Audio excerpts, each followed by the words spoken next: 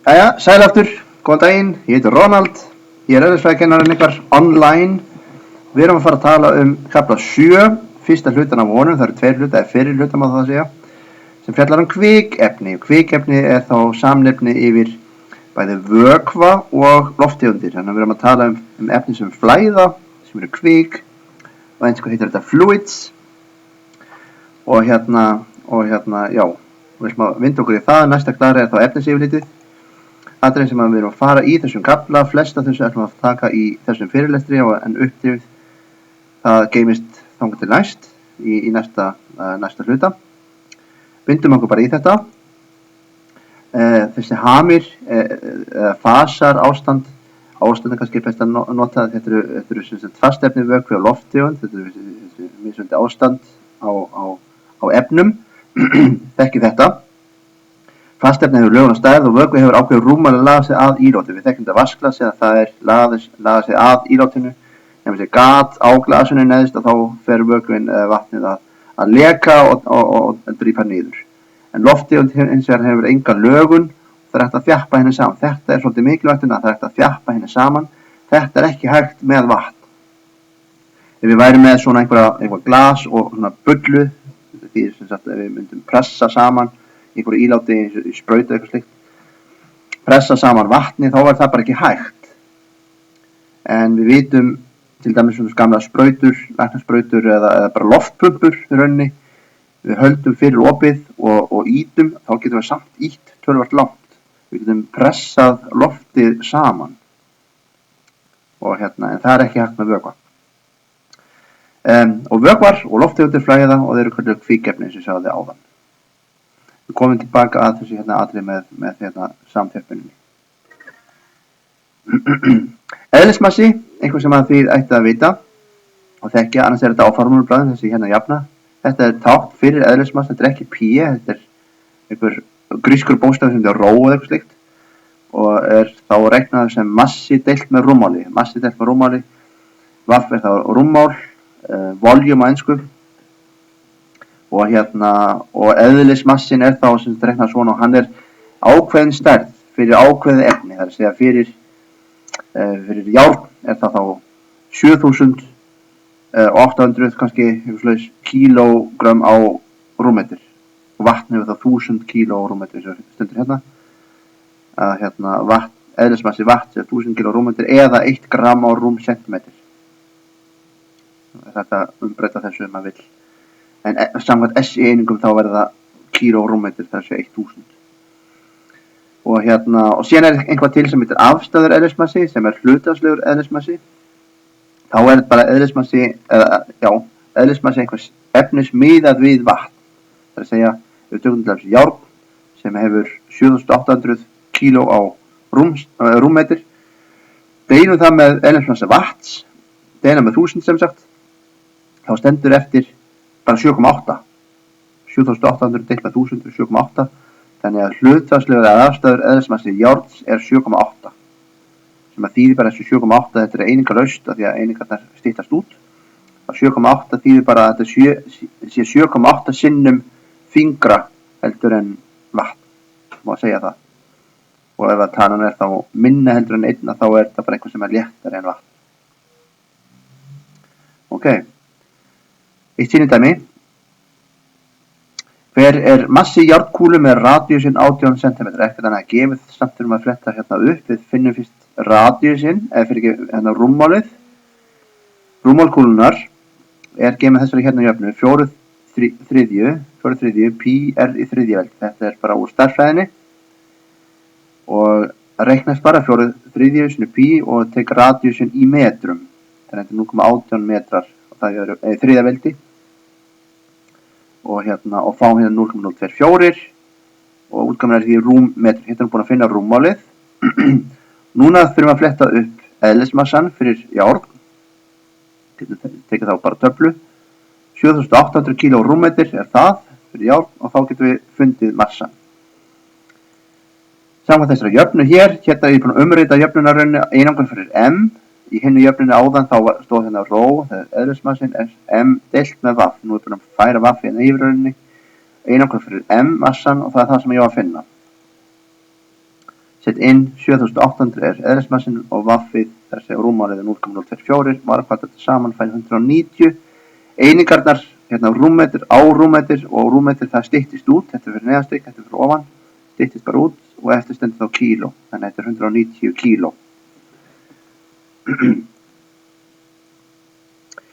Við ætlum að tala svolítið þrýsting og skilgreining á þrýsting er kraftur á flatareiningu, kraftur á flatarmál, þannig að við höfum sko eininguna Newton á fermetr, að þetta er kraftur á flatarmál, Newton á fermetr, og skilgreinum 1 Pascal sem einmitt 1 Newton á fermetr.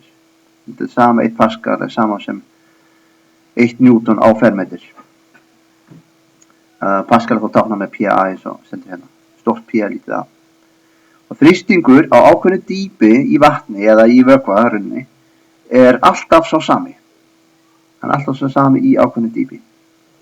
Og ef svo er ekki, þá myndi það flæða, því að þá verður þrýstingur stærra einhvers staðar öðrum megin, eða þú veist, þá verður ekki jafnvægi og myndi þá þurfa að flæða.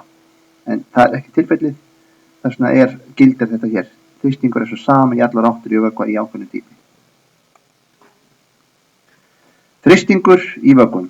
Hérna sýnidæmi er Margrét Rún, hún er 60 kíló, við segjum það bara, og flatarmálið undir báðufótunum er 500 fercentimetrar og spurningin er hver er þrýstingurinn á gólfinu undir henni og í bélið hver er þrýstingurinn undir skó hennar ef hún stendur á einum fæti. Byrjum bara alið. Hver er þrýstingurinn? Þrýstingurinn er kraftur deilt með flatarmáli. Krafturinn er hver? Það er bara þyngdarkraftur. Þyngdarkraftur þurfum að reikna, hann er einhver massi í kílóum. Þurfum að margfalda hann með 9,8. Þyngdarkraftur er m sinni g sem sagt. 60 sinni 9,8 eru 588 Newton. Þetta er þyngdarkrafturinn og hann deilist á 500 fercentimetrar. Þannig við deilum með því, en þó skulum við athuga það að það skal vera í fermetrum, þannig að þessi 500 þurfa að margfaldast með 10 minus fjórðaveldi til þess að fá út í fermetrum. Það eru sko 100 centimetrar í 1 metr, þannig að segja þegar maður margfaldar 10 minus öðru til þess að breyta sentimetra í metra. Þetta gerum við tvísvæð, þar að segja að þetta kemur í annað veldi. 10 minus öðru veldi í öðru veldi er 10 minus fjórða. Þannig að þurfa að passa ykkur að setja ekki bara, að deila ekki bara með 100, heldur rauninu erum við að deila tvísvæðinu með 100, að þetta er í annað veldi. Ef við erum ekki klára þessu, þá þurfum við aðeins að athuga þetta, hvernig við að breyta fercentimetrum í fermetrum og svoleiðis. Allavega, þá reiknist þetta bara Newton á fermetrar, þetta kemur 1,214 Newton á fermetrar, eða svo mörg Pascal. Ég er líka að benda á það að hérna formúla fyrir þrýsting er stórt P fyrir pressure á ensku, en hérna við erum búin að nota P áður, muniði.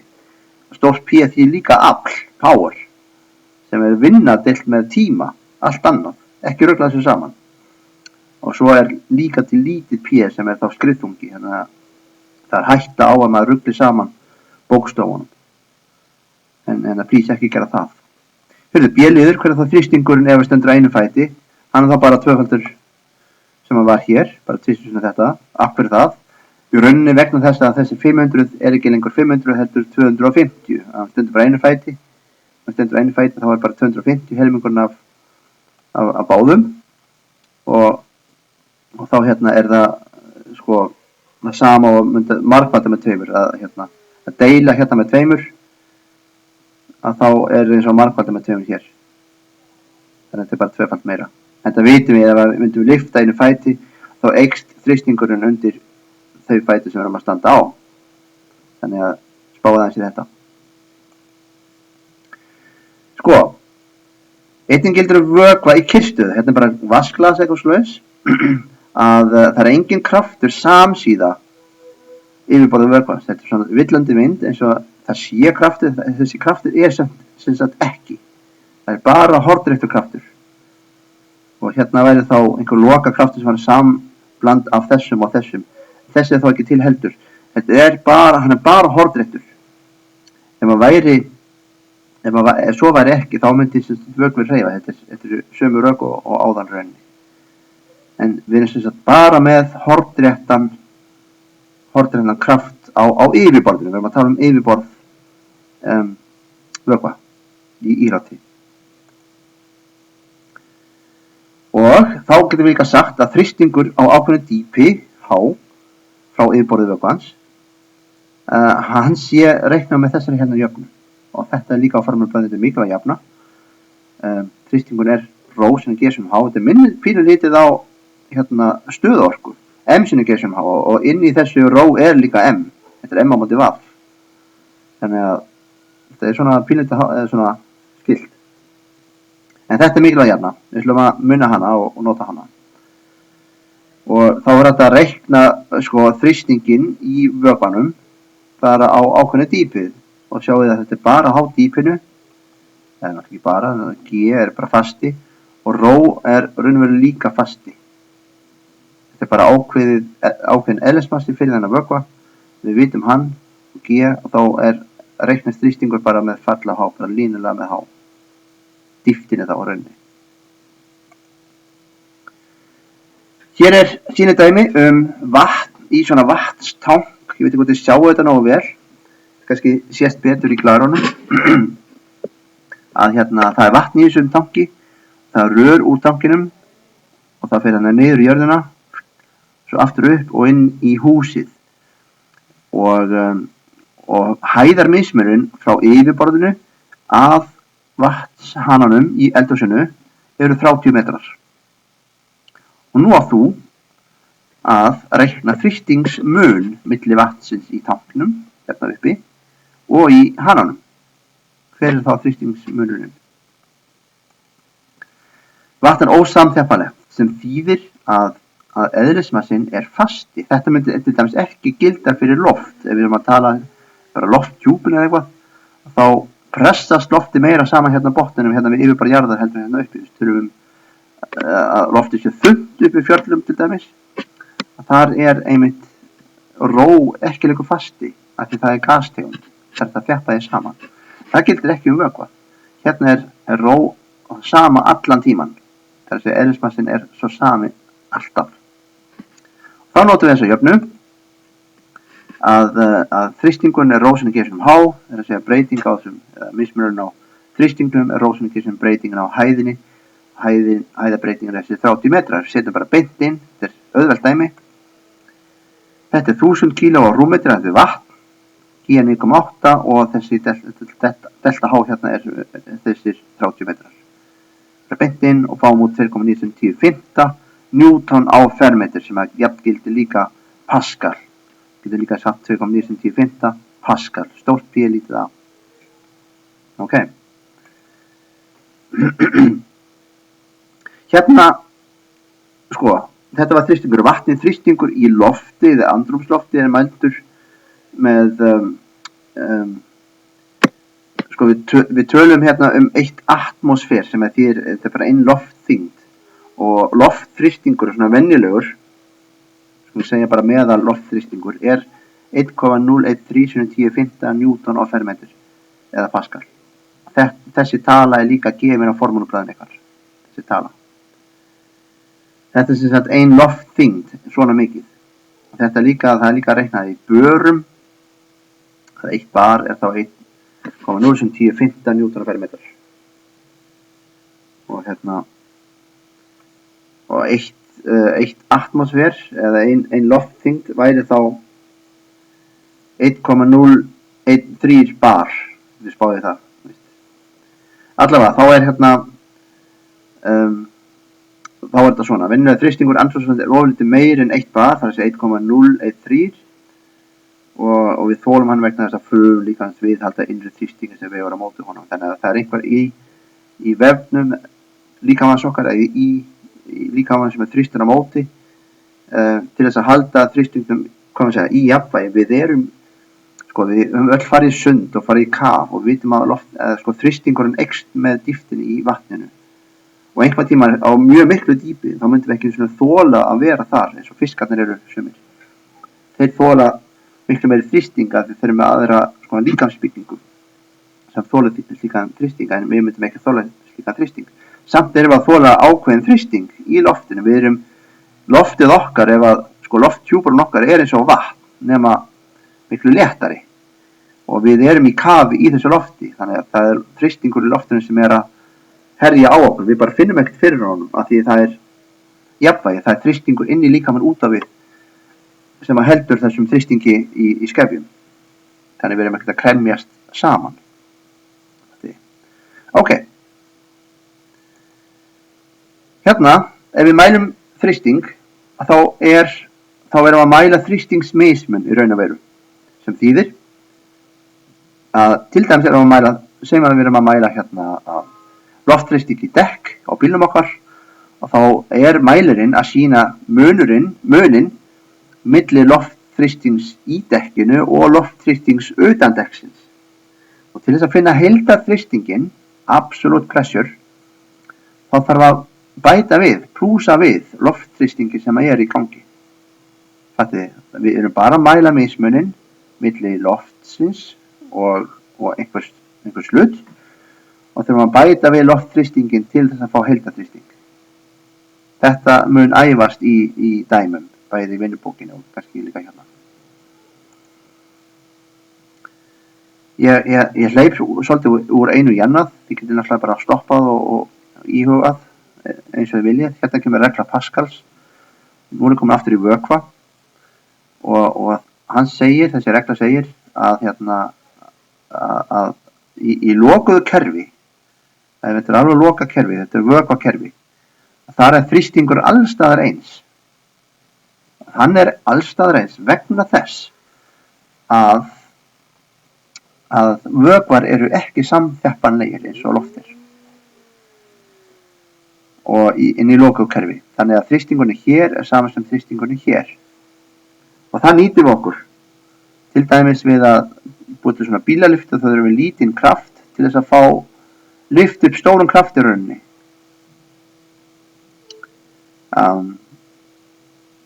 Af því að þetta litla F deilt með þessu litla A saman sem þetta stóra F hér, deilt með þessu stóra A hér, A því þá flatamál, þetta hérna flatamál. Af því að þrýstingun skilgreindur sem kraftur á flatareiningu. Þessi kraftur deilt með þessu hérna litla flöt, jafnstóra þessu stóra krafti hér, deilt með þessu stóra flöti hér. Þannig við fáum út svona stóran, við getum lyft stórum hlut með litlu krafti. Það gerum við til dæmis, þetta notað í vökvabremsum, vökvalyftum, þetta notað í svona aflstýri til þess að gera eitthvað sem erfitt, þá notum við svona vökva sem hjálpar okkur til þess að framkvæma svona stóran kraft með litlu átaki. Þetta regla Pascals. Og hér opin, aftur komið í loft hérna, þetta loftvogurunni, loftvogmælir með einhvers svona delta H. Þetta delta H getur verið svona kvarði, hérna getur verið einhver hérna loftþrýstingur eitthvað slíkt. Segir í rauninni bara þrýstingsmismunar milli þessa hérna þrýstings og þessa hér. Segjum þetta væri svona þrýstimæli fyrir bíldekk, þá þetta stóra P, þá það þrýstingurinn inn í dekkunu, en það þrýstingurinn að utan líka, það loftþrýstingurinn, og mismunurinn það sem við sjáum á þessu skala. Þetta svolítið þannig. Já, og við notum oft líka hérna einmitt Hg, þetta Hg frumefnið kvikasilfur, notum oft kvikasilfur af því að það þungt, frekar þungt, það þyngst í vökvi sem við höfum og þar með þetta ró, þessi eðlismassi, hann tiltölulega hár, þá þarf svo litla færslu hérna til þess að sýna ákveðið. Við sjáum þetta aftur hérna í næstu glæru, eða í þar næstu, hérna eru nokkra svona loftvogir, eitthvað að fara neitt í þetta. Þetta akkurat svona loftþrýstimæli fyrir dekk. Það virkar svona og þá gefur svona kvarði upp sem sýnir svo pund eða eitthvað slíkt.